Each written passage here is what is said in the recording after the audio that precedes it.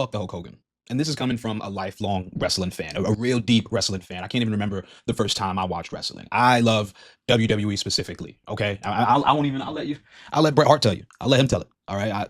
I runs deep. So I, better than anybody, especially better than anybody, can probably tell you why it's fuck Hulk Hogan. Fuck Hulk Hogan because he's a racist. Fuck Hulk Hogan because he's a narcissist. Because he's anti-union, even standing as a worker himself, going against Jesse Ventura and essentially union busting for Vince McMahon. Fuck him for never putting anybody over. Fuck him because he was a sock puppet for Peter Thiel and Donald Trump. Because all the way up until the end of his life, he was a liar and a grifter with this Real American Beer, the show at the RNC, his narcissistic ego being unaware to know why LA was booing him the last time he was on WWE screens. Literally, even the most smallest, insignificant amount of moments as the top dog, as the top guy, still choosing to put himself over. The amount of greed in that, it's hard to separate the character from the person when we have a million stories that there is no difference from the person and the character. And this is important for us to get through our mind because this is why we are the way we are. This is humans' critical flaw, is acquiescing and adhering and just appeasing people that are power hungry and are completely sociopathic in their quest to be that way. I think it's funny everywhere you see, oh, separate the artist from the artist and be grateful for all he's done and what he's successful. And I have a trouble understanding why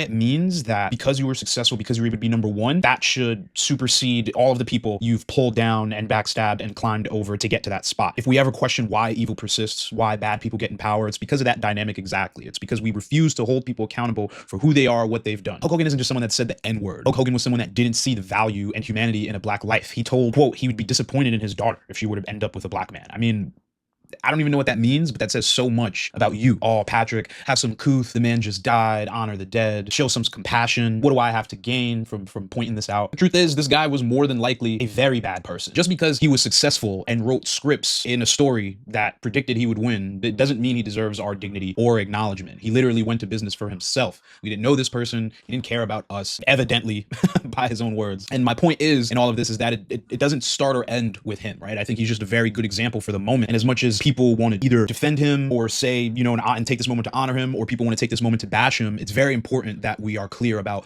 why we're even talking about him in the first place. He grifted to the very end, coming out with Colby Covington and that MAGA manosphere. And speaking of the MAGA manosphere, this is the development of that, right? The idea that you can just sorry bro your way through everything. The Nelk Boys literally interviewed a war criminal. But no, you don't separate the art from the artist because the artist made the art. It makes no sense to practice deluding yourself about what you see in the world to try and fit your own perspective or your own comfort level for yourself.